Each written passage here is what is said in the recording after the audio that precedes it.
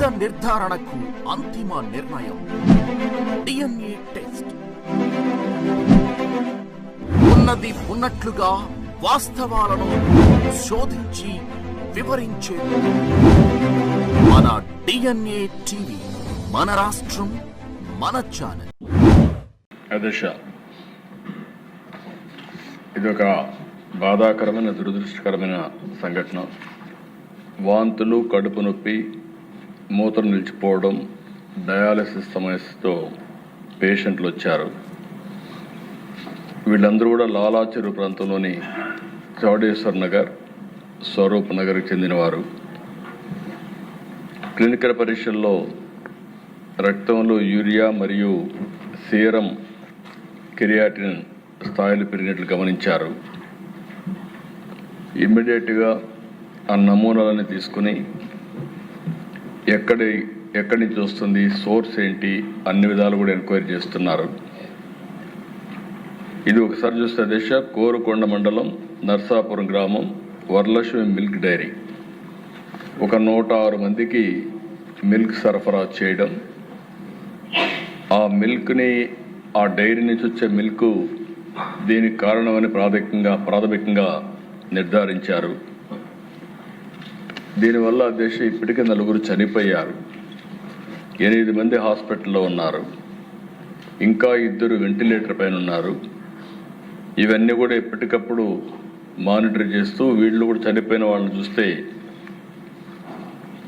3 అయితే 70 years above ఉన్నారు. కృష్ణవేణి 74, రాధాకృష్ణమూర్తి 76, శేషగిరిరావు 72, రమణి మాత్రం 58, 2 మహిళలు 2 పురుషులు ఉన్నారు. అయితే దిశ ఇవన్నీ చూసిన తర్వాత మొత్తం నమూనాలను కూడా తీసుకొని డిఫరెంట్ ల్యాబ్స్కి టెస్టింగ్ పంపించారు. ఎవరైతే దీనికి ప్రధాన కారణమైనటువంటి వ్యక్తి పోలీస్ డిపార్ట్మెంట్ కస్టడీలో కూడా తీసుకున్నారు. ఇన్వెస్టిగేషన్ ముమ్మరంగా జరుగుతూ ఉంది. ఈ నమూనాలు కూడా state food laboratory Hyderabad, state food laboratory Visakhapatnam, Vimta labs హైదరాబాద్కి నమూనాలు పంపించారు.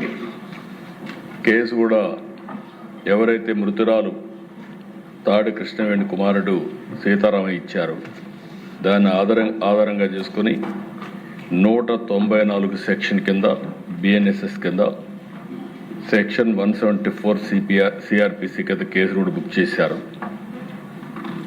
ఇతను ఎవరైతే డైరీ మెయింటైన్ చేస్తున్నాడో అద్దాల గణేశ్వరరావు, అతన్ని పోలీసులు తీసుకుని మొత్తం కూడా ఇన్వెస్టిగేషన్ చేస్తున్నారు.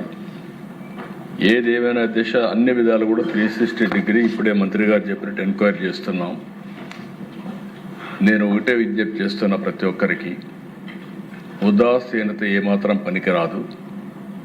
ఒకవేళ కావాలని చేసుంటే, ఏదైనా కక్కుర్తిపడి కలుషితం చేస్తుంటే మాత్రం చాలా సీరియస్గా ఉంటాం. ఒకవేళ ఏం జరిగిందో మొత్తం ఎస్టాబ్లిష్ చేసి దోషులపైన కఠినమైన చర్య తీసుకుంటాం.